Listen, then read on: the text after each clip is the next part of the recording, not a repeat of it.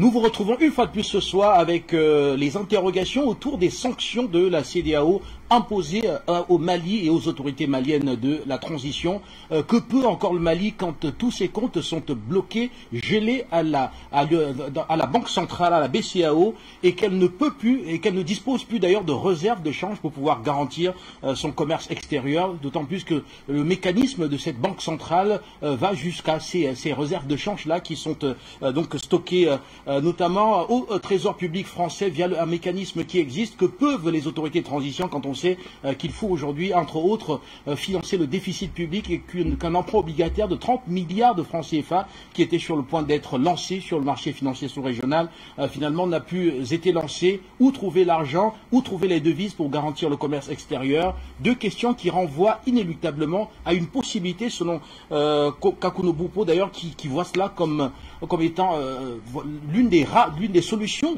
qui existent, à savoir créer immédiatement la monnaie avec les réserves de change qui pourraient être mobilisées auprès des partenaires comme la Chine et la Russie d'ailleurs, qui soutiennent les autorités de transition au cœur des difficultés actuelles. Docteur Edimo Mongri, vous êtes présent sur ce plateau, vous êtes économiste et nous vous recevons pour aborder cette question cruciale. Le Mali qui, même si les autorités ne le disent pas, est presque condamné aujourd'hui, en l'état actuel, à battre monnaie. Absolument, le Mali doit battre monnaie. Il va battre monnaie forcément, déjà parce que il y a cette situation, cette contrainte extrêmement forte qui vient depuis Paris. Moi, je ne parle pas de CEDEAO, je parle de Paris. CEDEAO, c'est juste un paravent. C'est Paris qui décide de mettre le Mali à genoux. Mais il n'y parviendra pas, parce que les bonnes volontés se sont déjà annoncées de part et d'autre, du côté chinois, du côté de la Corée du Nord, de la Russie, de l'Algérie, de la Tunisie, et même en Afrique subsaharienne, et y compris du côté des États-Unis. Une personne d'ailleurs qui n'était pas très attendue, Donald Trump. Monsieur Donald Trump s'est engagé entre-temps à vouloir faire ce qu'il peut faire. Parce que, comme vous le savez, il n'a jamais été un mondialiste. Et aujourd'hui, il nous le prouve. Voilà, je pense que la solution est toute proche de la main. Le Mali est un pays-continent, tout d'abord. Le Mali a des réserves d'or importantes. Le Mali a la plus grande réserve en eau du monde. Le Mali n'est pas n'importe qui. Le Mali peut et doit forcément sortir de ce mécanisme qui n'a jamais favorisé son développement. Vous savez que M. Modibo Keïta était parti du franc CFA à un moment donné et qu'on l'a débouté, on l'a foutu dehors parce que justement il avait des velléités de quitter cette zone monétaire. Voilà, je crois que le Mali est en train de revenir dans sa monnaie d'origine. On y pense déjà, on se prépare à faire tout cela. Il est question, à mon avis, de créer une banque centrale, de créer une caisse de dépôt et de consignation, parce que, en effet, comme c'est un pays riche, c'est quand même un pays continent, il peut se faire établir des titres fonciers sur tout son territoire, et ça va servir de garantie. Les réserves en or, les réserves en eau potable, tout cela, c'est des éléments clés qui permettent à un pays de démontrer qu'il a des ressources, même si ses liquidités peuvent être bloquées. Mais entre-temps, le Mali a d'ailleurs demandé que 80% de ses avoirs auprès de la Banque centrale de l'Afrique de l'Ouest soient mis à sa disposition. C'est intelligent. Il est question de quitter le franc CFA. Le franc CFA qui n'a jamais servi au Mali véritablement. Et j'aime bien rappeler que, à mon avis, c'est peut-être les ancêtres qui se sont levés. Le Mali n'aime pas n'importe quel pays. Le Mali a une histoire tellement glorieuse, tellement riche, Et au moment où le Mali trônait sur la place mondiale, entre 1200 et 1350, la France, les Français vivaient encore dans les grottes, ils vivaient dans la forêt, c'était dans la barbarie totale. Le Mali n'est pas n'importe quel pays, c'est Tombouctou, c'est Gao, c'est tout ce qu'on connaît. Donc, à mon avis, je crois que l'histoire veut se regresser. Il est question que le Mali conduise une politique économique normale.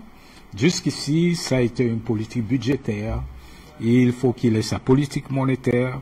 Et à partir des leviers, il peut créer une bourse des métaux précieux parce que son sous-sol est extrêmement riche. Il doit créer une banque de développement forcément parce que les migrants maliens sont, quand vous regardez bien, ceux qui exportent, qui renvoient le plus d'argent dans leur pays. Donc, ces gens peuvent mettre de l'argent à la disposition de leur pays et donner ainsi des finances longues qui permettent de soutenir le développement. Mais surtout, le Mali doit également, une fois qu'il aura créé sa caisse de dépôt et de consignation, sa banque centrale, il devrait certainement penser à créer, à adosser sa monnaie sur une monnaie numérique, sur une crypto-monnaie, de manière à s'extraire totalement de l'emprise des grands prédateurs du monde que sont les grandes banques américaines, notamment toute la banque de Rothschild, Rockefeller, Morgan Chase, Chase Manhattan, etc., etc. Toutes ces familles qui ont foutu du bordel jusqu'ici, mais qui contrôlent malheureusement encore l'essentiel des banques commerciales, pas en Afrique seulement, dans le monde occidental d'une manière générale.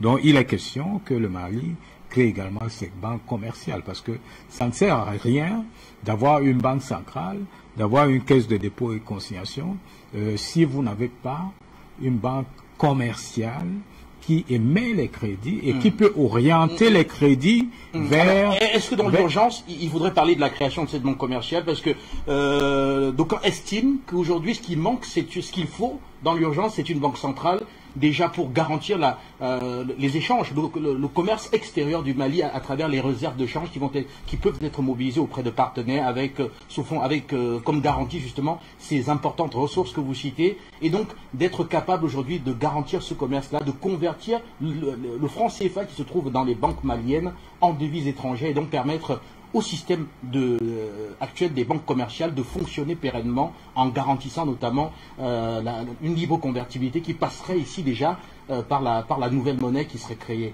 Oui, ça c'est vrai, mais il faut aussi dire que les banques commerciales existantes, malheureusement, pour le moment, sont des banques malheureusement étrangères qui sont toutes affiliées au grand réseau que contrôle la superstructure de prédation que vous connaissez, les 13 familles qui font la pluie et le beau temps. Toutes les banques françaises sont sous la coupole de ces prédateurs,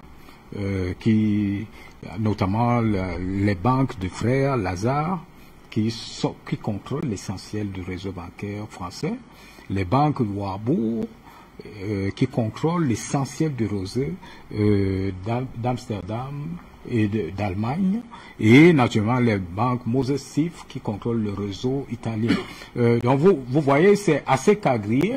Il est important que les banques, peut-être Ecobank peut faire l'affaire, parce qu'il est certainement présent au Mali, mais il faut d'autres banques commerciales qui peuvent orienter la politique de crédit dans la direction qui convienne au développement du pays. Parce qu'en fait, la banque commerciale, c'est elle qui émet des crédits et elle peut décider de donner du crédit aux criminels. Elle peut, aux bandes armées. Tout à fait. Justement, là intervient également la question de la régulation. Nous sommes en plein dans les contraintes qui devraient s'opposer au moment où le Mali déciderait de battre monnaie immédiatement pour sortir justement, pour réduire la pression de la CEDEAO. La Banque centrale aura forcément un pouvoir également de régulation, notamment à travers son taux directeur, qui pourrait imposer la façon dont le crédit va être mis à disposition, va être créé, mis à disposition, la façon dont le taux, voilà, qui pourrait pousser à une incitation à l'endettement des ménages ou pas, etc. Oui, les taux directeurs seront fixés naturellement par la Banque mondiale, mais toujours est-il que vous pouvez venir, M. Guy Fodor, demander du crédit, et on vous dit, ben écoutez, votre tête ne vous convient pas, parce que moi je m'appelle la banque Morgan Chase. Je préfère donner de l'argent aux burkinabés ou qui sont dans votre pays et qui sont dans une autre activité et qui ne correspond pas nécessairement à la trajectoire de votre politique de développement. Donc, quelque part, il faudrait y penser. Si vous regardez bien, chaque fois que le Cameroun monte des emprunts obligataires, c'est essentiellement la Freeland First Bank, la banque commerciale de M. Fotso et autres qui entrent en jeu. Ce sont les banques locales qui se sentent obligées d'accompagner la politique économique du pays. Les autres banques sont souvent, elles y viennent seulement lorsque tout est déjà bouclé pour accompagner la syndication bancaire. Donc, je veux dire ceci, il faudrait que ceux de la diaspora qui ont des moyens, au-delà de créer des banques de développement, parce qu'en fait, la banque de développement, c'est elle qui émet des crédits à long terme. Et c'est elle qui soutient véritablement le développement. Mais au-delà de la création des banques de développement et des banques d'investissement, il faudrait que cette diaspora fasse tout pour créer des banques commerciales maliennes, purement malienne. Merci à vous, docteur Edimo Mongori. Docteur Célestin Tchakounte, vous êtes à Yaoundé. Je vous retrouve rapidement avant monsieur Simon également qui est sur ce plateau. Alors la question se pose parce que en l'état actuel, nous dit Kakou Nobupo, le Mali n'aura pas d'autre choix que de claquer la porte du franc CFA parce qu'il faut garantir son commerce extérieur, parce qu'il faut également préserver le pouvoir d'achat de ses concitoyens à travers les écritures qui sont déjà dans les livres des différentes banques commerciales. Alors, dans ce cas-là, d'où viendront les réserves de change qui vont permettre, qui seront au cœur justement de cette nouvelle donne que les autorités lanceraient? Bonsoir Guy, bonsoir à M. Simon, ça fait longtemps qu'on ne s'est pas vu. Bonsoir Dr Edimo, ça fait également longtemps. Comment j'espère que ça va bien. Je dis un grand bonjour à nos téléspectateurs qui nous accompagnent. C'est vrai que ça fait un petit peu, j'ai pas été là. Je pense que il faut, je prie un peu en marche, hein, donc je sais pas vraiment ce qui a été dit, mais je voudrais dire que le Mali est en chemin pour créer sa monnaie. Je crois que le doute n'est plus permis. Je viens de lire un document donné par une déclaration d'Assimi Goïta qui a été extrêmement forte. Il a même donné carrément son testament. Il a dit si je suis tué, c'est même pas la peine de pleurer, continuer justement le combat, aller de l'avant. Je pense qu'il sait ce qu'il est en train de faire et il sait très bien que il n'y a pas moyen de sortir, d'avoir une autonomie sans avoir une autonomie monétaire. Il n'y a pas moyen d'avoir sa souveraineté politique ou économique sans souveraineté monétaire. Donc, je pense que là, on est dans cette logique-là de créer de la monnaie. Maintenant, là, vous posez une question, d'où viendront les réserves? Écoutez, évidemment, il vaut mieux avoir des réserves, mais on n'est pas obligé de partir sur des réserves. On peut démarrer avec ce qu'on a, avec ce qu'on peut. Il faut quand même savoir que le Mali, c'est un pays qui a un sous-sol qui est riche, avec beaucoup de matière. D'ailleurs, si vous voyez toutes les armées en train d'essayer d'y aller, vous avez suivi ce qui a été dit par le Premier ministre qui explique que la demande qui a été faite à la France d'assistance au Mali était une demande d'appui aérien uniquement et puis d'information. Et puis il s'est réveillé un matin, il y avait 4000 soldats français sur son territoire. Ce qui veut dire que ça a été une occupation. Et si les gens viennent occuper comme ça, ce n'est pas parce qu'il y a des cocotiers là-bas. Donc c'est parce qu'il y a des richesses importantes. Sur la base de ces richesses, on peut avoir déjà au moyen de la coopération, d'une coopération intelligente avec des pays comme la Russie, notamment la Chine, et d'autres pays, même des pays africains comme l'Angola, l'Algérie, on peut trouver les moyens de démarrer le fonctionnement. Donc je pense que la question ne se pose même plus. Est-ce qu'on va y aller? Je pense qu'on est en train d'y aller tout droit. Le Mali va créer une monnaie, ça je suis prêt à le parier. Et il faut maintenant définir les contours de la monnaie. Et ça revient à ce que j'ai souvent demandé ici, et c'est encore plus nécessaire aujourd'hui, c'est-à-dire la création d'un think tank.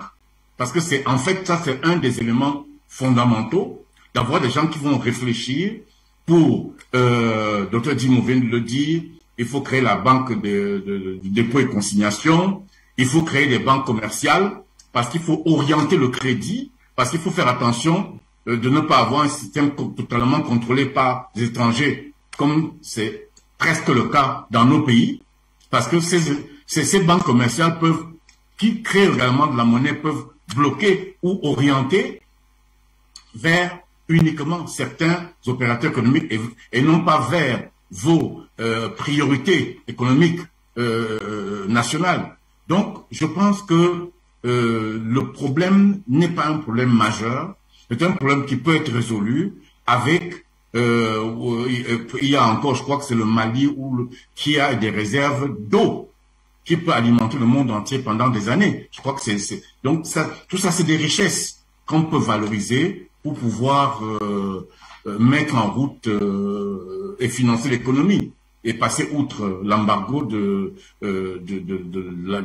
l'UEMOA qui en fait qui est un embargo télécommandé pour dire la vérité. Docteur Célestin Tchakounté, on parlait de l'urgence aujourd'hui, donc de pouvoir garantir les échanges avec l'extérieur au Mali et donc permettre aux opérateurs économiques maliens de ne pas subir de plein fouet les mesures, c'est le gel des avoirs au sein de la BCEAO de l'État malien. Alors, on évoque le partenaire chinois, mais également le partenaire russe comme étant ceux-là qui peuvent rapidement permettre au Mali d'avoir des réserves pour pouvoir rapidement, dans l'urgence, garantir donc les échanges extérieurs du pays, en voyant bien sûr dans la foulée de la mise en place d'une banque centrale qui viendrait ici être le premier élément finalement de cette nouvelle monnaie qui va forcément naître du fait désormais d'une nouvelle autorité qui cette fois-là sera une banque centrale malienne finalement forcée. Je vois pourquoi on parle de forcer. À mon avis, ce n'est pas forcé. Je crois que ils étaient dans une démarche logique. Peut-être qu'on va les pousser à y aller plus rapidement. Mais la Banque centrale, c'est un décret présidentiel. Un décret, on crée une banque centrale. Et puis maintenant, je comprends votre question, il faut la faire fonctionner. Je suis d'accord avec vous. Il y a le partenaire chinois qui a beaucoup de ressources. Il y a le partenaire russe qui apporte une autre crédibilité, surtout en termes de sécurité. Mais il y a d'autres partenaires africains comme l'Angola, comme l'Algérie, qui peuvent également être d'un certain secours à nos frères maliens. Donc, il faut trouver, quelqu'un disait souvent que je crois que c'est le Premier ministre malien qui l'a dit, que les amis c'est comme les étoiles, c'est la nuit qu'on les voit. Donc, c'est l'occasion pour le Mali de faire l'inventaire de ses amis et de démarrer avec ce qu'il a. J'ai suivi des commentaires faits par des Maliens lambda qui expliquent, qui sont vraiment déterminés à libérer le Mali et l'Afrique, parce qu'il faut bien comprendre que ce soit les dirigeants maliens, que ce soit même les Maliens de la rue, eux, dans leur logique, c'est libérer le Mali et libérer l'Afrique. Donc, ce qui veut dire que le combat pour la libération de l'Afrique est en route. Je pense que cette brèche qui est en train de s'ouvrir là est pour toute l'Afrique. Le Premier ministre malien a bien dit que la libération de l'Afrique est en train de se jouer au Mali. Donc, il faut... moi, je pense qu'il ne faut pas... par exemple, pour la création de la monnaie, je crois qu'on a eu notre patriarche Nicolas Arbourou sur ce plateau même qui expliquait qu'en réalité, il faut 3 jours pour émettre la monnaie. Vous achetez des imprimantes, parce qu'en fait, pour imprimer, c'est une imprimante spéciale. on achète des imprimantes, on convoque l'Assemblée nationale, qui prend la décision de créer la monnaie. Évidemment, il faut le design, il faut définir le taux, ainsi de suite, ainsi de suite. Et puis on émet les billets, on met dans les banques, et puis ça se met à circuler.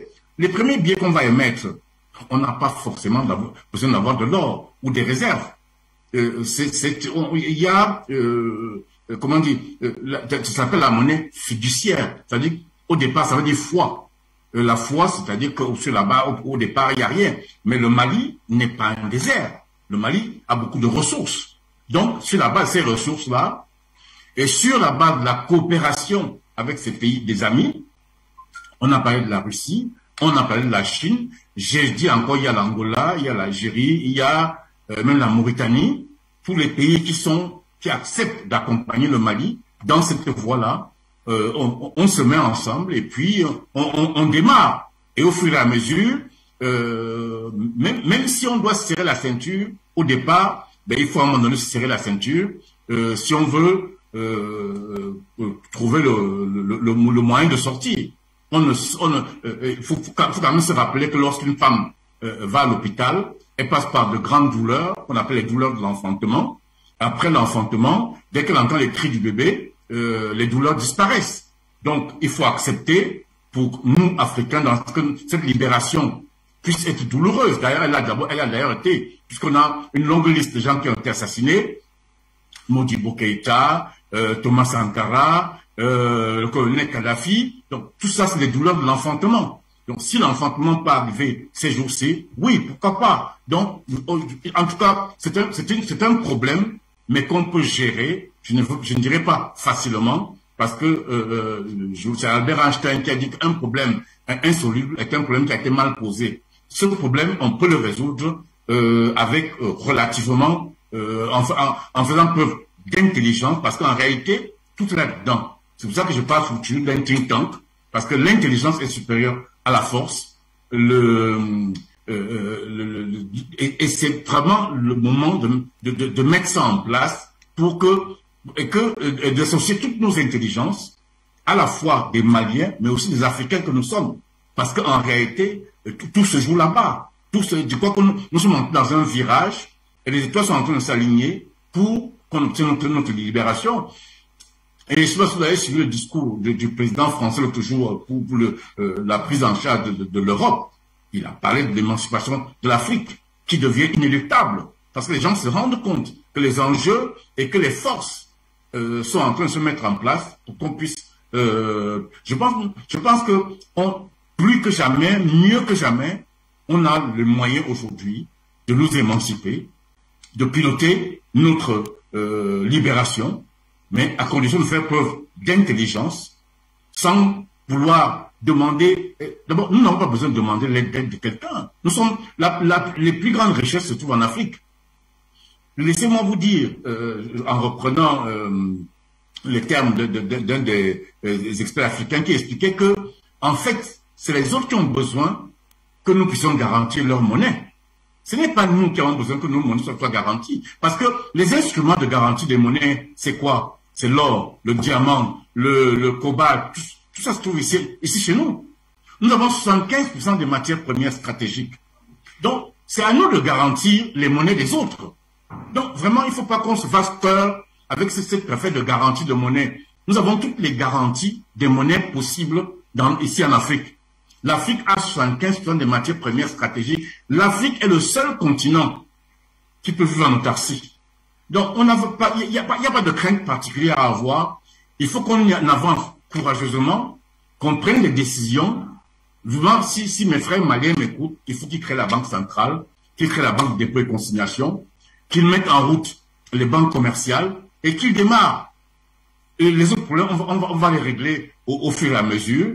Évidemment, qu'ils s'appuient sur les partenaires qu'on a, sur les partenaires qui nous respectent et qui sont prêts à nous accompagner, et non pas ceux qui nous ont toujours écrasés et qui veulent toujours nous voir coucher à plat ventre en train de laver leurs pieds. Prenons les partenaires qui nous respectent, qui sont prêts à nous accompagner, on parle avec eux, et chemin faisant, on va régler un certain nombre de problèmes. Donc, on ne doit même pas, à mon avis, se craindre en se disant qu'il nous faut des garanties. Non, nous avons toutes les garanties nécessaires. Il y a Dr Paul Foucan-Camonier, qui a préfacé mon livre, qui a toujours dit, nous sommes des mendiants assis sur un tas d'or. Alors, à partir du moment où on est assis sur un tas d'or, on a peur de quoi? On récupère notre or et on le fait. Nous avons toutes les garanties nécessaires pour nos monnaies. C'est même à nous de garantir les monnaies européennes et les autres monnaies. Donc, franchement, on n'a pas de crainte à avoir. Il faut qu'on y aille tout de suite, sans aucune retenue, en faisant preuve d'intelligence, comme je l'ai dit. On va s'en sortir. Le problème de la garantie de la monnaie, à mon avis, c'est presque même un faux problème, parce que nous avons toutes les garanties nécessaires.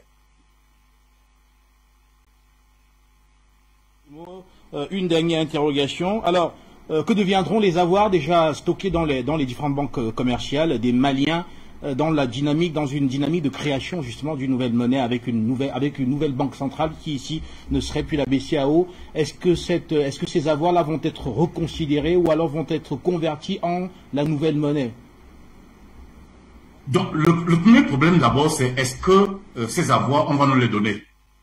Ben, il faut comprendre que ces gens qui ont mis les mains sur ces avoirs, d'ailleurs, ils ont d'abord confisqué contre toute réglementation. Lui et moi n'a pas le droit de saisir les avoirs de notre État. Ils n'ont pas ce droit-là. Donc, mais ils l'ont saisi. Donc, il faut que le Mali réclame ses avoirs. Mais s'ils ne donnent pas, nous n'essayons pas de commencer à pleurer en disant que sans ces avoirs, on est mort. C'est-à-dire que il faut démarrer la voiture et partir en chemin et mettre ces avoirs-là comme une réclamation. C'est-à-dire, on va les réclamer, ce sont nos avoirs, on n'a pas besoin de donner ça à quelqu'un. Mais le Mali, aujourd'hui, est capable de fonctionner sans ces avoirs-là. Donc, il faut démarrer tout de suite et commencer à faire tourner la machine économique et même mettre en place une planche à billets. À partir du moment où on a des partenaires solides, ils peuvent nous aider à avoir une signature qui nous permet de faire fonctionner la planche à billets et on commence à fonctionner en réclamant nos avoirs. Le jour où on pourra mettre la main sur ces avoirs, on va les récupérer, ça nous appartient, mais il ne faut surtout pas attendre en disant que on aura d'abord ces avoirs avant de commencer parce que les gens ils vont donc profiter pour bloquer ces avoirs-là, pour nous bloquer et nous empêcher d'avancer. Donc, demandons ces avoirs. Vous avez entendu M. Ouattara, il a dit que c'est confisqué, mais il faut démarrer tout de suite sans attendre ces avoirs-là. Il faut y aller. Nous avons tout ce qu'il faut pour garantir nos monnaies. Nous avons ce qu'il faut pour faire tourner la machine économique. Il faut y aller. On va s'en sortir. Nous reviendrons vers vous avec le docteur Edimo dans une quinzaine de minutes, cette fois-là pour aborder voilà ce que pourrait être le mécanisme idéal de production, enfin de la nouvelle monnaie. Est-ce qu'on devrait se concentrer sur une crypto, c'est-à-dire une production digitale pour éviter notamment les risques de piratage, comme ce fut le cas avec Sékou Touré et l'effondrement carrément de tout le système économique guinéen, une punition que leur avait infligée à l'époque l'ancienne puissance coloniale. Est-ce qu'on va passer par une crypto d'abord, avec une monnaie digitale comme le Naira digital qui a été lancé et qui marche très très bien, ou alors faut-il passer traditionnellement par la planche à billets? On aborde tout cela dans une quinzaine de minutes et je vous retrouve rapidement. Monsieur Simon, vous êtes activiste panafricaniste et on voit très bien que vous êtes pressé de voir cette nouvelle monnaie malienne, arriver dans la foulée de ces sanctions de la CEDEAO.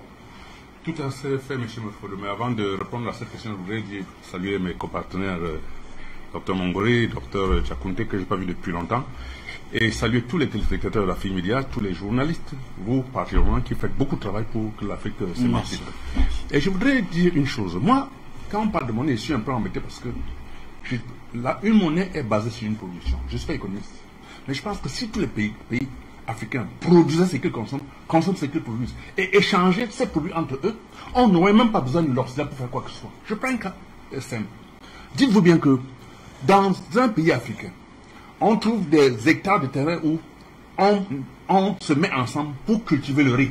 et transformer ce riz, échanger entre les pays africains, même sans monnaie. Le Sénégal, je prends un cas comme ça, le Sénégal produit par exemple le blé, le Cameroun produit le riz, on échange. Est-ce qu'on a besoin de monnaie? On fait ça, on implante des magasins Made in Africa partout dans les pays africains. On vend tous les produits africains, on échange entre les pays africains à partir de la zone monétaire qui a été créée le 1er janvier 2021. Pourquoi est-ce que vous pensez qu'on ne peut pas changer l'Afrique? L'histoire du Mali, je suis gêné parce que c'est quand quelqu'un a votre porte-monnaie, c'est lui qui décide dans votre maison. Vous n'avez aucun pouvoir. Donc il est temps qu'on récupère notre porte-monnaie entre les mains des prédateurs et qu'on organise notre vie. Vous parlez de la monnaie. Le Mali, il y a des pays, des petits pays, qui n'ont même pas de revenus, qui ont la monnaie et qui fonctionnent. Le Mali, c'est un très grand pays. Avant l'arrivée des Occidentaux, on faisait quoi? On ne travaillait pas en Afrique? On n'échangeait pas? D'où vient-il qu'on pense que sans la France, sans les Occidentaux, on ne peut pas créer la monnaie? Je suis désolé parce que je le dis toujours sur les plateaux, quand vous prenez votre enfant, vous l'envoyez chez votre ennemi pour que votre enfant soit formé. Il ne rentre pas pour vous aider. Il ne rentrera jamais pour vous aider. La preuve, tous ces messieurs Ouattara, tous ces messieurs du Ghana, du Sénégal, qui veulent absolument détruire le Mali. Et pourtant, ils doivent soutenir le Mali parce que c'est le peuple qu'on soutient. Il y a le feu dans ta maison, les voisins, quelqu'un qui est à 1000 km, vous donne l'ordre de ne pas prendre un seau d'eau pour éteindre le feu dans votre maison. Au contraire, il faut laisser tout brûler parce que ça leur fait plaisir. Je suis scandalisé. Excusez-moi, je ne suis pas économiste, je parle sur le plan politique. Je ne peux pas comprendre que des voisins du Mali vont s'installer avec des Occidentaux pour décider qu'on doit génocider le Mali, le peuple malien. Ça veut dire on doit tuer tous les Africains à cause de leurs intérêts. De ce côté, je pense que quand on parle même de la monnaie, je dis c'est même ridicule parce que la première université du monde était à Tombouctou, au Mali. La première université, avant que vos histoires de France et de partout aux États-Unis existent. D'où vient-il qu'on se comprend comme si on apprenait quelque chose des autres? C'est donc qui doit venir apprendre. Le sous-sol, comme l'a dit le docteur Tchakoute, le docteur Edimo, est hyper riche. Hyper. Il suffit qu'on transforme nos matières premières et on a les capacités de le faire. Je pense que si les Africains de chaque métier se mettent ensemble, réfléchissent, fassent des propositions. Les docteurs Mongouri sont là, les docteurs Tchakoute, ils sont des financiers. Pourquoi ils ne peuvent pas se mettre ensemble pour réfléchir? Les autres sont dans la diaspora, partout en Afrique. Ils ne peuvent pas se mettre ensemble pour réfléchir et faire des propositions aux États? Qu'est-ce qui nous arrive où on pense que ce sont les autres qui vont décider de notre sort et pourtant on a tous les moyens intellectuels, humains et tout pour pouvoir transformer. Ils sont en train de lutter parce que c'est le sous-sol africain qui regorge de toutes les matières premières. Vous ne pouvez pas prétendre que vous êtes riche, mais vous laissez votre très grande maison pour venir habiter dans la maison du pauvre. C'est quand même curieux. Vous êtes très riche, vous appelez les autres pays pour très endettés, mais vous faites des guerres toutes les années pour venir vous installer dans la maison du pauvre. Il y a un problème. Je dis encore une fois, il faut que les Africains se réveillent et comprennent qu'il est temps de mettre un terme à cette histoire. Ce qui m'arrange beaucoup, c'est que je dis toujours que quand on plante une graine, elle pourrit avant de germer. Ce qui est curieux, c'est que c'est maintenant, après 60 ans, que la graine africaine a pourri et elle est en train de vouloir germer parce que les patriotes africains ont versé leur sang. Leur sang est en train de germer et produire les fruits. Je suis heureux. Moi, je suis malien. Je suis malien.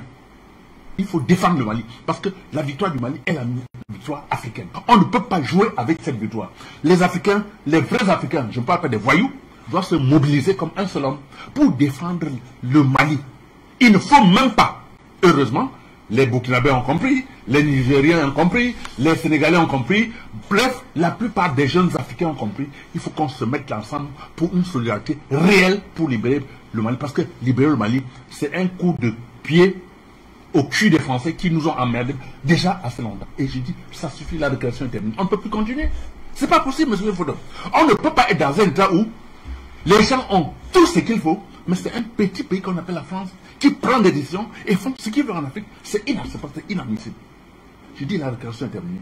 Je ne suis pas économiste comme le docteur Mongouri et le docteur Tchakoute, mais j'apporte ma modeste contribution en disant que si on s'organise ensemble pour produire ce qu'on consomme et consommer ce qu'on produit, on n'a pas besoin de qui que ce soit pour gérer notre production. Parce que qui produit? C'est le paysan. Ce n'est pas un État. Aucun État ne viendra au champ vous dire ne produisez pas le macabo, ne transformez pas le macabo. Qu'est-ce qui nous arrive? Moi, je suis à la tête d'un projet panafricain sur l'agence de promotion des produits Made in Africa, qui est en train de fonctionner correctement. On a des agences partout en Afrique. Et on est en train de se mettre ensemble pour changer la donne partout en Afrique. Il est temps qu'on comprenne que vous ne pouvez pas mettre au monde un enfant, l'envoyer chez votre ennemi pour qu'il soit formé pour venir vous aider. Ce n'est pas possible. Ça veut dire que vous n'avez rien compris. Les gens qui nous ont donné des bourses, qui nous parlent de l'aide au développement, vous pensez qu'ils viennent nous aider pour le développement? La France a passé des années au Mali, le temps qu'on les djihadistes. Ça fait 60 ans que ça dure. Les djihadistes sont partis. En un temps, en 2 mois, les Russes sont arrivés. On a délocalisé, on a tué au moins 120 djihadistes. On en a arrêté. Parmi lesquels des Français. Je dis encore une fois, il ne faudrait pas qu'on nous prenne pour des moutons. La ministre qui était au Mali, actuellement les Maliens sont en train de dire à la ministre de partir parce que depuis des années qu'ils sont là, ils n'ont aucune solution au problème malien. Et ça, c'est un cas général dans tous les pays africains où des gens viennent s'installer, ils prétendent lutter contre les djihadistes, ce sont eux qui financent. Si vous remarquez bien, depuis que le port du Cameroun est parti de la main de Bolloré, vous avez encore entendu les histoires de Boko Haram au nord, comme ça se passait? Le seul problème qu'on a eu là-bas, c'est la confrontation de tribus. Pas les Boko Haram. Parce que les armes qui passaient par le port de Douala, passaient par les rails pour arriver chez les gens au nord, on a coupé les ponts. C'est ça qu'il s'agit. Il faut qu'on se batte pour récupérer notre patrimoine, que ce soit sur le plan terrestre, maritime, aérien et tout, on sera libre. Et totalement. Parce que ces gens qui viennent, vous ne pensez pas qu'un pêcheur va à la rivière pour sauver le poisson? Il a besoin du poisson, il le pêche pour le manger, pas pour le sauver. La France, aucun pays, même l'Archie qui vient, heureusement ce ne sont pas des colons, eux en moins, ils viennent négocier pour exploiter le sol, on peut encore les accepter. Et je dis qu'après cette histoire, il faut qu'on revoie la manière de fonctionner avec nos partenaires, que ce soit économique, politique et tout. Ces gens ne viennent pas pour négocier, on n'a rien à signer avec eux. On les met à côté et on travaille entre pays africains, on va s'en sortir. Monsieur Biffolet. Merci à vous, Monsieur Simon. Merci d'être présent ce soir. Et comme promis, docteur Célestin Tchakounté, je commence par vous. Nous abordons maintenant la forme que pourrait prendre dans l'urgence cette monnaie malienne qui est annoncée et qui est d'ailleurs tant souhaitée vu la pression des sanctions de la CEDEAO, le gel de tous les avoirs de l'État malien au sein de la BCEAO. Voilà aujourd'hui l'obligation de garantir le commerce extérieur et donc l'urgence d'une banque centrale. Alors, la devise qui va être émise par cette banque centrale doit-elle être ici digitale, sous forme de crypto-monnaie, ou alors fiduciaire, comme vous l'avez dit tout à l'heure, en papier, fabriquée, la planche à billets? Je pense qu'on ne doit pas, on doit faire tout ce qui est possible de faire. Il y a la monnaie fiduciaire. On ne peut pas fonctionner sans la monnaie fiduciaire. Donc, il y a la monnaie fiduciaire qu'on doit émettre. On ne doit pas aussi hésiter à faire de la crypto. Ça ne peut pas... C'est une tendance actuelle. Et il faut faire tout ça en même temps. Mais là, on rentre dans une zone où on va être attaqué. Bon, c'est vrai que on a vu ce qui s'est passé avec... On a le cas de la Guinée avec la France qui a déversé des tonnes de faux billets dans le pays, qui a provoqué l'effondrement. En fait, ça c'était par rapport pour une seule chose. La Guinée, à l'époque, n'avait pas de service de renseignement. Il faut bien comprendre que le CIA, le Secret Service aux États-Unis, a été créé pour protéger le dollar. Ça qu'il faut bien comprendre. C'est-à-dire sa première mission, c'était la protection du dollar. Et jusqu'à aujourd'hui d'ailleurs, c'est le domaine où la CIA fait ses meilleurs résultats. C'est protection du dollar. Donc nous aussi, nous sommes dans une zone de guerre. Il faut qu'on mette en place des services spéciaux avec pour rôle de protéger notre monnaie. La Guinée n'y avait pas pensé en 1960. Maintenant, il faut qu'on le fasse à armes égales. Encore une fois, on a des partenaires qui ont un certain nombre d'expériences. La Russie, en termes de services spéciaux, c'est un des meilleurs au monde. La Chine également. Donc, il faut non seulement qu'on dialogue avec ces gens, mais on doit mettre également en place des services spéciaux qui vont protéger notre monnaie, c'est-à-dire qui vont traquer la fausse monnaie. De même que nous avons des armées pour défendre nos territoires, il faut des services spéciaux pour défendre la monnaie. Donc, on ne peut pas, comment dire, faire autrement que ça. La forme, je pense que la forme, il faut que qu'on définisse. Bon, on a dit, il faut faire à la fois la fiduciaire, il faut faire les cryptos, puisque n'importe comment la fiduciaire, il faut bien qu'il y ait des échanges dans le pays et même hors du pays, des Maliens qui voyagent. Il leur faut quelque chose en main pour aller échanger. Donc, je pense que c'est une décision qu'on prend. On crée une banque centrale. La banque centrale fabrique de la monnaie. On va définir le design, on va définir les taux, le taux de change, contre combien je sais pas comment elle va s'appeler cette monnaie, contre combien de cette monnaie on va échanger pour avoir le dollar, l'euro, peut-être même le franc CFA pour ceux qui y sont encore, mais ils vont définir et ça, on va émettre et puis elle va commencer à circuler. Maintenant, le problème va être, comment dire, la confiance qu'il y a. Et cette confiance, et c'est par rapport à la production, comme disait tout à l'heure M. Simo. Mais il y a une chose que je voudrais lui expliquer aussi, c'est que avec le contrôle de la monnaie, nous ne pouvons pas faire n'importe quoi, parce que cette monnaie justement a été orientée pour nous empêcher, quand vous lirez, il y a un livre publié par Paul Foucan-Camogne et le PDG de Ecobank, qui expliquait que quand ils travaillaient à la banque, ils donnaient des crédits aux commerçants camerounais. Quand ils atteignaient un certain seuil, on leur disait de bloquer. Et la raison qu'on leur donnait, c'était que, bon, ces gens n'ont pas été à l'école, ils n'ont pas les moyens de gérer une grosse quantité de crédit. Mais en réalité, ils ont appris plus tard que c'était pour les empêcher d'atteindre un seuil où ils pouvaient entrer en compétition avec les PME françaises. Donc, c'est pour vous dire qu'avec cette monnaie qu'on avait, qu'on a encore, c'était organisé pour qu'on ne puisse pas produire, pour qu'on ne puisse pas échanger entre nous. C'était fait exprès. J'ai fait le tour des banques au Cameroun à un moment donné, dans notre vie, et je peux vous dire que 98% des crédits à l'économie camerounaise, c'était à moins de 2 ans. 98%. Et les 2% restants, c'est pour l'immobilier. C'est pour dire quoi? Quand tout le crédit, c'est à moins de 2 ans, ça veut dire qu'on peut faire que du buy and sell. On peut pas entrer dans ce que vous avez demandé, la transformation. Or, la transformation, c'est la clé pour enrichir un pays à travers l'industrie. Donc, les crédits dans le franc CFA étaient faits de telle sorte qu'on ne peut pas faire la transformation. Pour faire la transformation, il faut que vous ayez des crédits sur le moyen terme, c'est-à-dire sur 6, 7, 8 ans. Or, je vous dis que 98% des crédits à l'économie étaient à moins de 2 ans. Donc, ça nous interdisait la transformation. Et laissez-moi aussi vous dire que jusqu'en 1968, la France confisquait 100% de nos devises. Parce que si on devait transformer, il fallait acheter la machine à l'extérieur avec des devises. On n'a pas de devises, on n'a pas de devises. À partir de 68 jusqu'en 73, la France, dans sa grande générosité, nous a dit, désormais, je ne prendrai plus 100% de vos devises, je prendrai 65%. C'est-à-dire que si on produit 100 milliards, la France, dans sa grande générosité, prend 65 milliards et nous laisse 35 milliards. Donc ça veut dire qu'on n'avait pas de l'argent pour pouvoir produire. Aujourd'hui, nous sommes à 50% en théorie parce que même dans les 50%, la France récupère encore les frais d'émission qui sont de 15% et encore des taxes sur l'exportation et l'importation. En réalité, nous avons en gros entre 25 et 30%. Donc, tant que nous sommes là-dedans, on ne peut ni transformer, ni faire des investissements lourds, parce qu'en réalité, il faut bien comprendre une chose. Le schéma de l'enrichissement, le voici. On commence par prendre l'endettement. On ne s'enrichit pas au départ, on commence par l'endettement.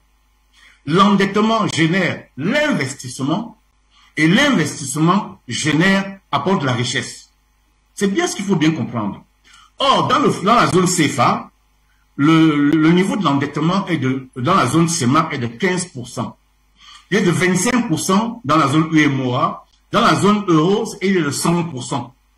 C'est pour ça que les pays développés sont les plus endettés.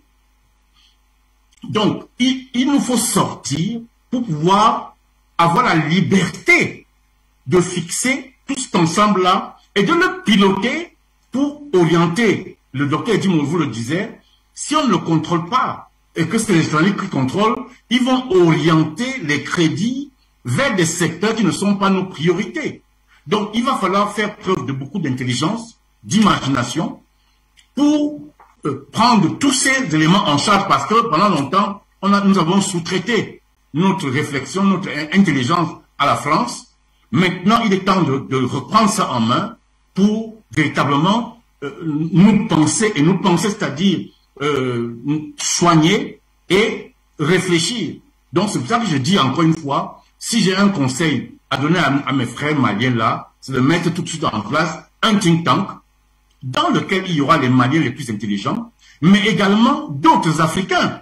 Par exemple, il y a le professeur Agbourou, il y a beaucoup d'autres. Je suis disposé à y aller. Donc, tout le monde, donc il faut qu'on mette en place un think tank pour penser le Mali de demain et l'Afrique de demain. Parce que c'est ça qui est en train de se jouer en ce moment.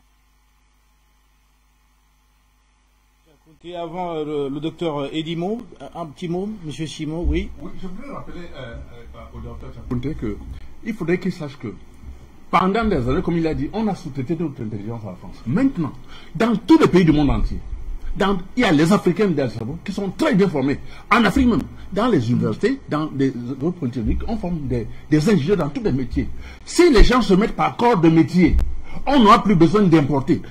Supposez un temps au Cameroun, par exemple, il y a des structures qui fabriquent déjà des machines de production, que je connais très bien, qui peuvent vous fabriquer n'importe quelle machine pour produire. On n'a plus besoin d'importer des machines. C'était le problème en Afrique.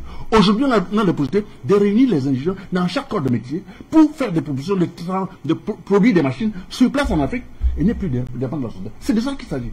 Il faudrait qu'on sorte du schéma de l'importation de tous les produits de transformation. En Afrique, on peut le faire. On a le fer, on a l'électricité, on a tout. On a les barrages, on a des ingénieurs dans tous les corps de métier. On a des informaticiens, on a des financiers. Ils se mettent ensemble. Ils réfléchissent, ils font des projets. Et quand chaque fois qu'on veut transformer une matière première, les gens se réunissent, font un projet et on se met ensemble. Si 1000 Africains se mettent ensemble et coûtent 100 000 francs, on aura les moyens de fabriquer n'importe quel appareil pour transformer n'importe quoi. Je vais vous donner un cas de champs communautaires en Casamance où on va faire par exemple le riz. Si on fait le riz, on transforme avec la collaboration des ingénieurs africains qui font dans l'agriculture, ceux qui font dans l'ingénierie mécanique, ceux qui font dans l'informatique pour le contrôle, pour tout et tout et tout. On n'aura pas besoin d'importer quoi que ce soit parce qu'il est temps que l'Afrique se libère totalement de la dépendance sur tous les plans. C'est ça qu'il s'agit. Parce que quand on me dit que pour transformer, il faut dépendre de l'extérieur, je dis non, ce n'est plus possible. 60 ans après, il faut qu'on se dise qu'on a été à l'école pour faire quoi? Pour accompagner les autres, pour les regarder faire. Je dis non. Et si, par extraordinaire, on met en place ces équipements, nos enfants qui sont dans les universités, ils viennent faire des stages académiques. En sortant de l'école, ils auront déjà une expérience qui vont leur permettre de rentrer dans la production. Or, tout le temps, on forme des chômeurs, ils sortent de l'école, ils ne savent même pas quoi faire. Or, il y a des possibilités. On met en place des magasins, même en Afrique, les produits sont transformés, vendus directement dans les magasins. On exporte. Ça nous fait rentrer des devises. On n'a pas besoin de centres. Je suis d'accord pour la monnaie. Mais la monnaie, c'est à travers les échanges qu'on peut mettre en place une monnaie entre les pays. Si vous ne produisez pas, vous faites la monnaie, c'est les autres qui vont vous imposer la monnaie pour pouvoir échanger. Or, si vous produisez, vous pouvez imposer une monnaie parce que entre vous, vous pouvez même échanger par toi et progressivement mettre en place une monnaie et avancer. Il est temps qu'on réfléchisse et qu'on trouve des solutions à nos problèmes. Merci. C'était donc là une parenthèse qui a été ouverte au cœur de ce sujet vraiment d'actualité au Mali, à savoir l'urgence de la mise en place très très rapide d'une banque centrale pour garantir déjà le commerce extérieur, vu les sanctions sévères, dramatiques même d'ailleurs, de la CEDEAO. Docteur Edimo, on se demandait tout à l'heure par quoi est-ce qu'on commence? Par une crypto-monnaie à travers une blockchain. Ici, la sécurité semble la plus évidente. Quand on connaît le risque de piratage, par exemple, d'une monnaie papier qui pourrait ici créer une inflation et mettre cette économie malienne beaucoup plus en difficulté que ce n'est le cas en ce moment. Absolument. Je pense que véritablement, il n'est en train d'aller dans la bonne direction, celle qui consiste à créer toutes les bases fondamentales d'un État normal. Jusqu'ici, le Mali et beaucoup d'autres pays de la zone CFA n'ont pas été des États normaux. Un État normal se définit par l'existence d'une base militaire, Et aujourd'hui, naturellement, le Mali n'a pas cette sécurité et il y a des dangers que la masse monétaire soit gonflée et qu'on aboutisse finalement à une inflation, comme ce fut le cas en Guinée. C'est-à-dire le fait de la multiplication de la monnaie, qui ici conduit à une hausse généralisée des prix et donc à un effondrement de la valeur de la dite monnaie. De la dite monnaie, donc à côté, sur la frontière, une des frontières maliennes, M. Macron peut demander qu'on batte une monnaie semblable et qu'on introduit dans le commerce.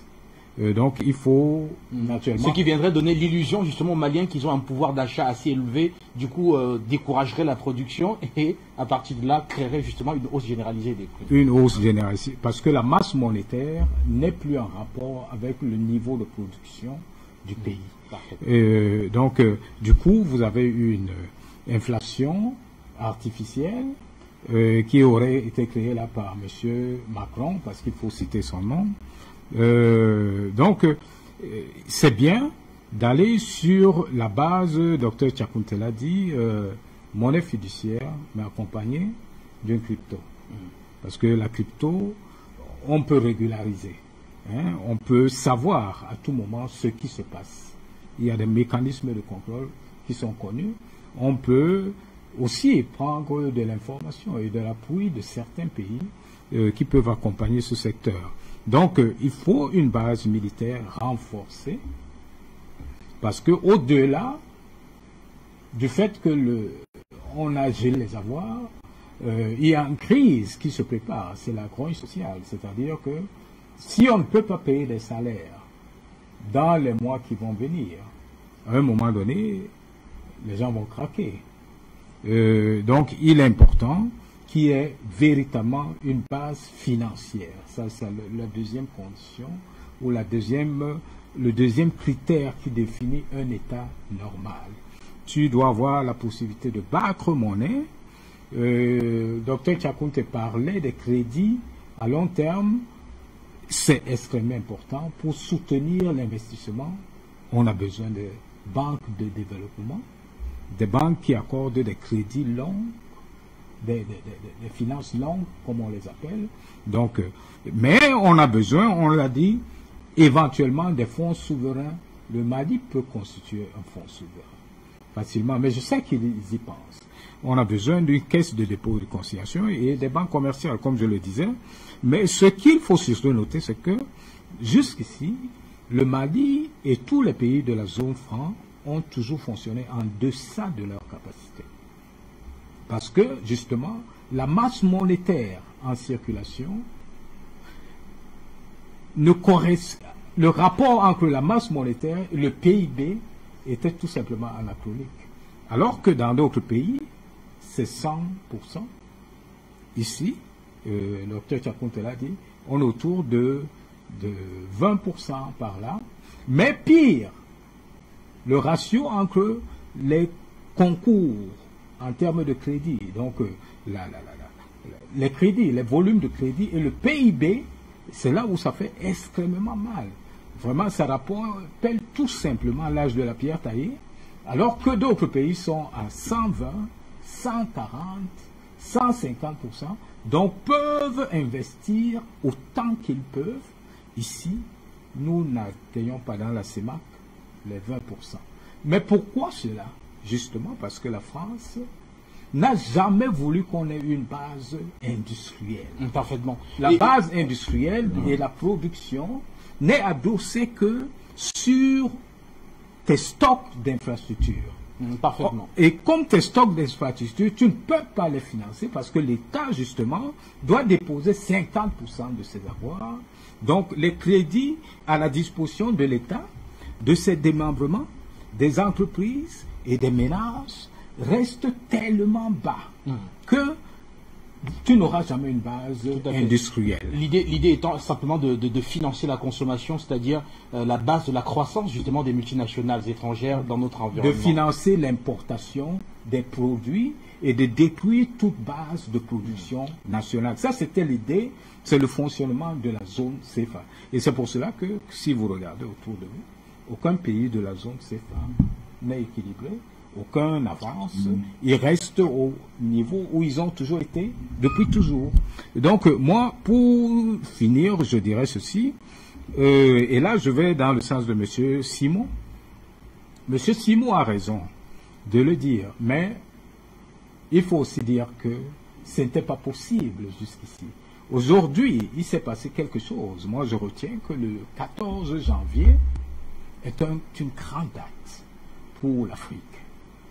Le jour où, en effet, on a décidé où les Maliens ont marché, ça, c'est l'Afrique qui s'est libérée.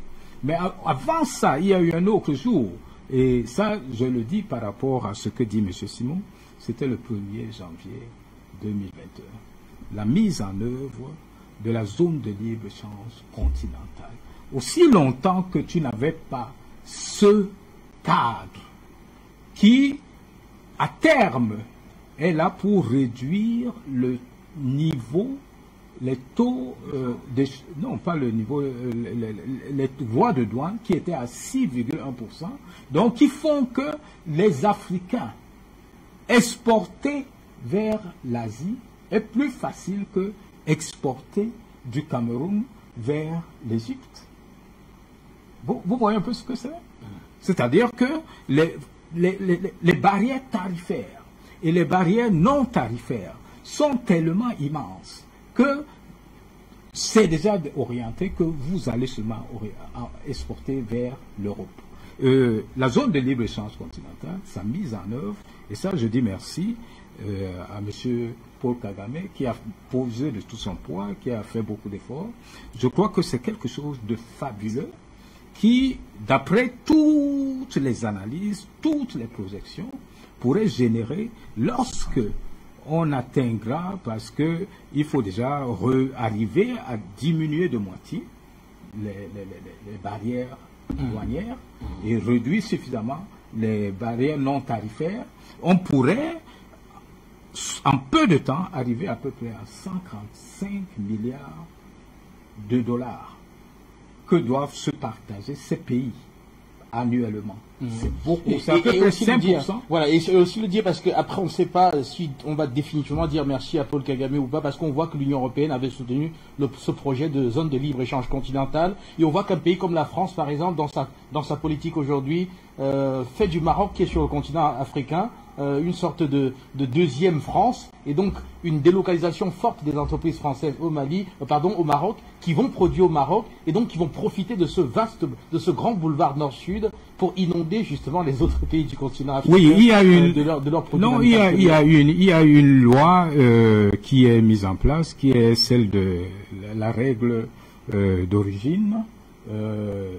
En fait, à peu près 50% des intrants doivent provenir quand même du continent. Mais il y a d'autres mécanismes. C'est vrai, c'est bien de parler du Maroc, parce que le Maroc, il veut foutre du bordel dans tous les pays, dans toute l'Afrique, ça on le sait déjà. Il ne représente pas seulement la France. Le Maroc représente toutes ces entités du système mondial de prédation. Mais ils vont nous rencontrer sur le chemin. L'Algérie s'est déjà levée, la Tunisie s'est levée, et beaucoup d'autres se sont levés. Ils ne peuvent pas continuer. Une chose certaine, la crypto-monnaie, et ça il faut le dire, la crypto-monnaie est un élément qui permet de perturber carrément tout le jeu des prédateurs.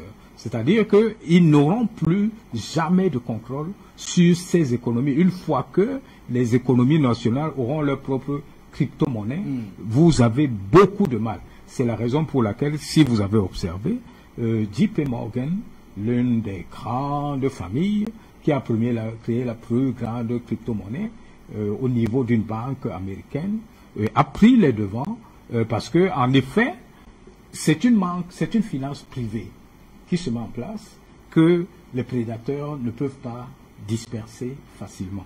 Donc, moi, je dis ceci, le Wari, parce qu'on va l'appeler comme ça, va se mettre en place. Il sera adossé certainement sur un panier de devises.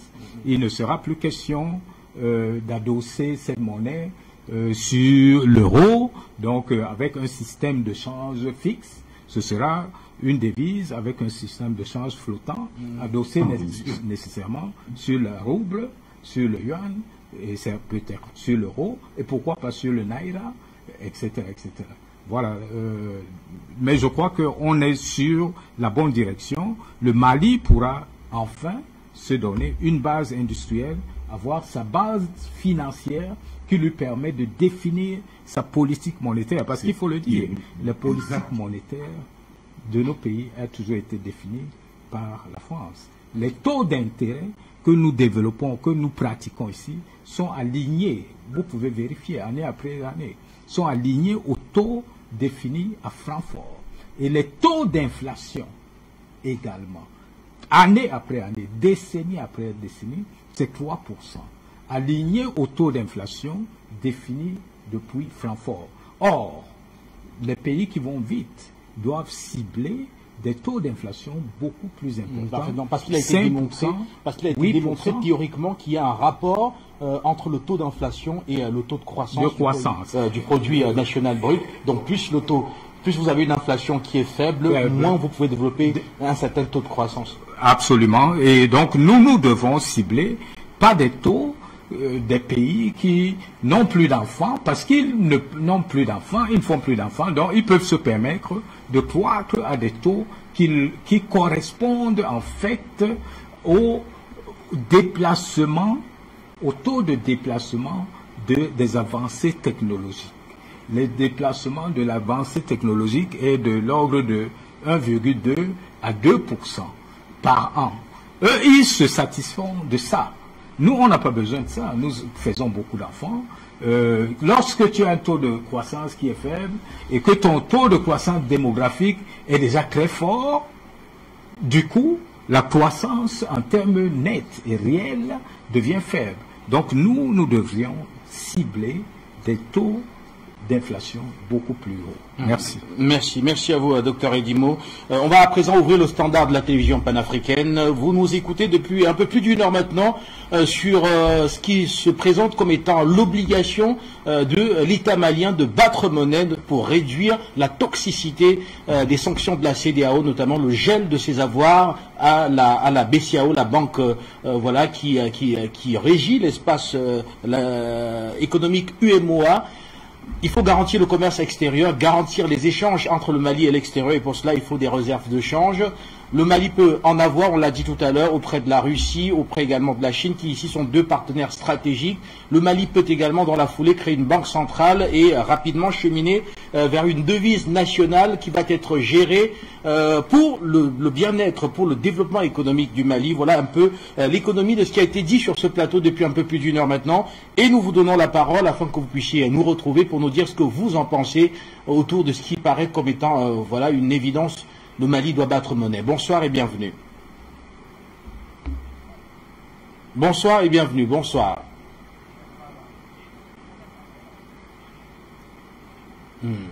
En attendant donc ce premier intervenant, Dr Tchakounte, je vous retrouve à Yaoundé au Cameroun.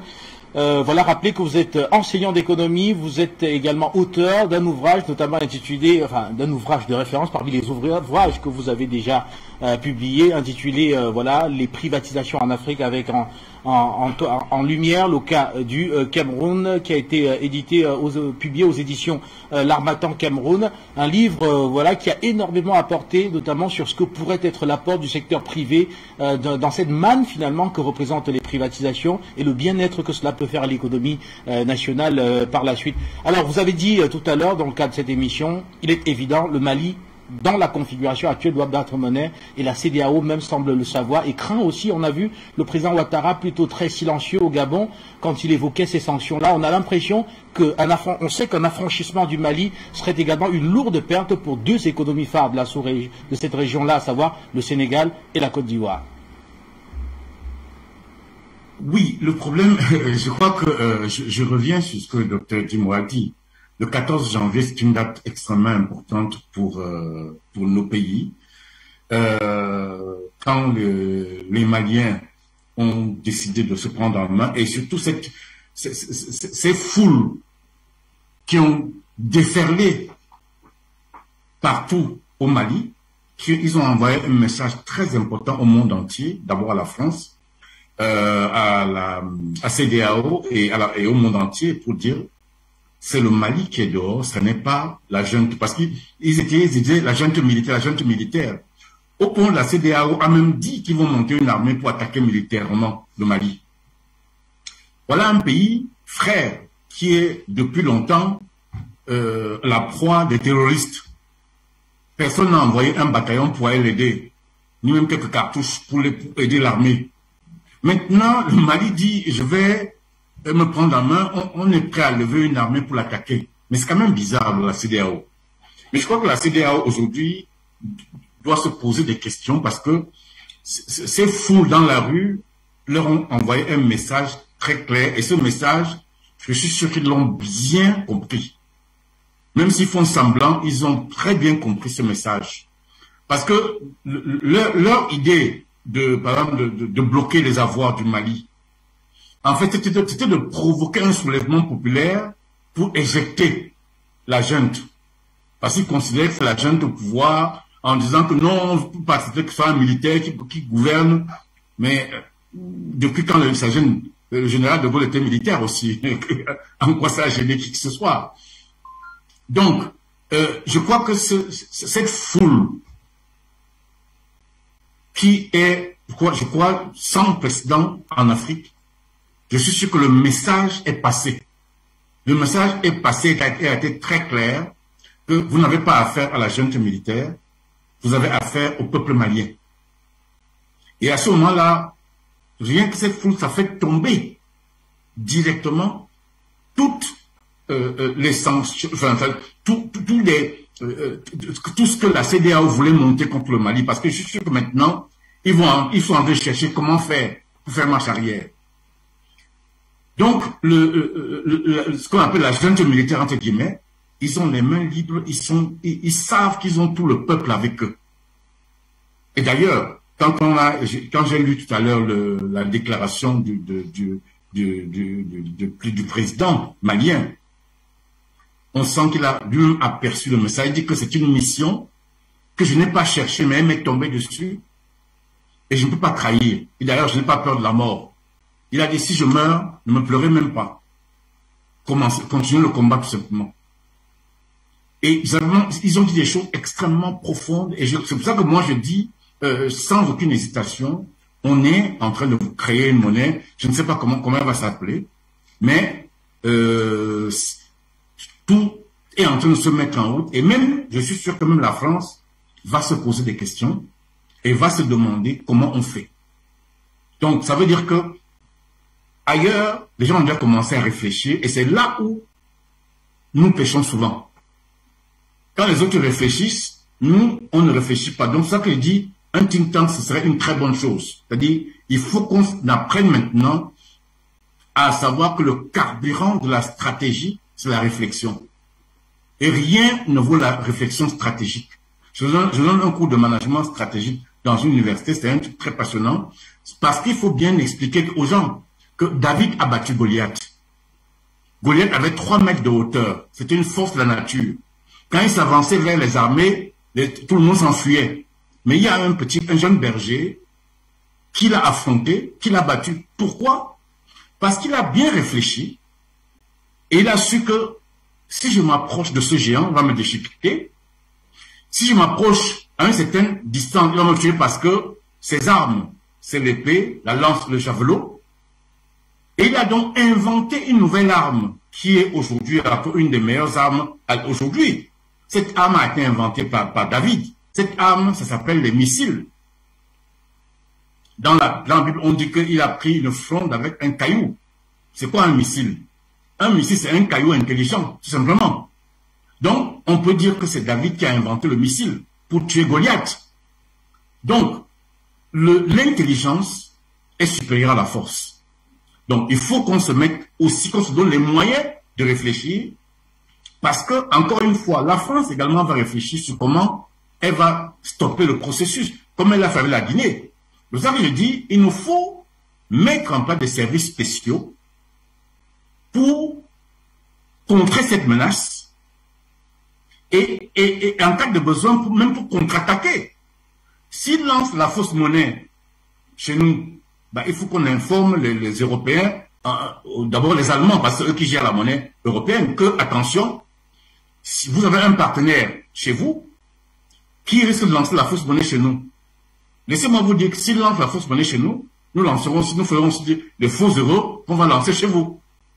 Donc, à partir de là, souvent, les Allemands peuvent servir de point pour dire à la France, attention, ne faites pas ça. Parce que là, on a des risques. Donc, il faut se battre à armes égales. Je dis qu'on a la chance que la Russie, en matière de services spéciaux, on sait que Poutine n'a travaillé que dans le KGB. En matière de services spéciaux, les Russes sont parmi les meilleurs au monde. La Chine également. Donc, il faut, dans la coopération qu'on est en train de mettre en place, tout de suite de mettre en place des services spéciaux maliens. On a l'impression qu'on a beaucoup de Maliens dans l'Europe. Donc, si on veut les infiltrer, c'est facile à faire. Donc, il faut mettre en place des services spéciaux qui vont... Je vous ai dit qu'aux États-Unis, le CIA avait été créé au XVIe siècle. Sa première mission, c'était pour défendre le dollar. Donc, on crée des services spéciaux pour défendre la monnaie qu'on va créer, pour la protéger. Et ce sera leur travail premier, et de telle sorte que si quelqu'un attaque cette monnaie, ben on va aussi attaquer cette personne. Donc si quelqu'un lance la fausse monnaie au Mali, ben on lance aussi la fausse monnaie dans ce pays-là. Donc c'est-à-dire qu'on ne doit plus continuer à faire comme par le passé. Oui, on est des agneaux destinés à être mangés. Non. Maintenant, on va rendre coup pour coup. Quelqu'un tape, on rend. Donc à partir de ce moment-là, d'ailleurs, les Occidentaux ne connaissent que le langage de la force.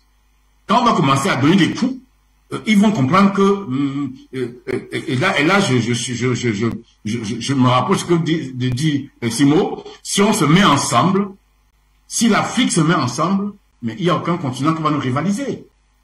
Si on fait les États-Unis d'Afrique noire, et d'ailleurs c'est ce qu'on devrait faire sur la base de ce qu'avaient lancé les pères fondateurs et qui ont été tous assassinés.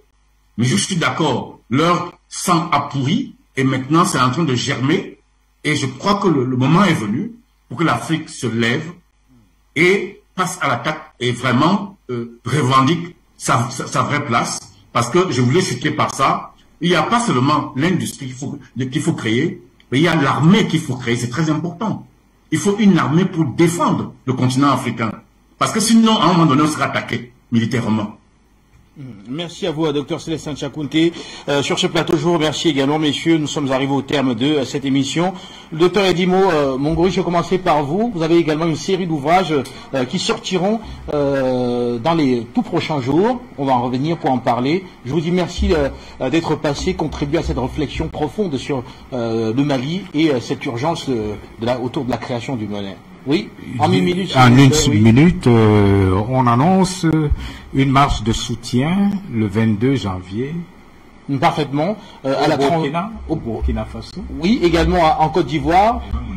Au Niger également, c'est l'ONG Urgence panafricaine, voilà, qui a lancé l'appel, et de nombreuses autres organisations de la société civile, notamment Yerewolo aussi, qui aurait demandé à des relais dans de nombreux pays de la sous-région de se mobiliser effectivement pour cette grande marche-là, oui. Ok, c'est ce que je voulais ajouter. Parfaitement, merci. Et vos ouvrages, on en reparlera, on trouvera d'autres espaces comme d'habitude. Absolument. Voilà, pour en parler. Monsieur Simon, merci d'être passé. Merci pour cette émission très importante pour l'Afrique, parce que c'est l'éveil de l'Afrique qu'il s'agit. Donc, n'importe comment, il faudrait que le Mali crée une monnaie en attendant que les Africains s'organisent pour le soutenir. Voilà. Il fallait absolument. Parfaitement. Voilà. Merci aux téléspectateurs de la télévision panafricaine. Je vous souhaite une excellente soirée et on se retrouve très très vite. Afrique Média, je vous remercie.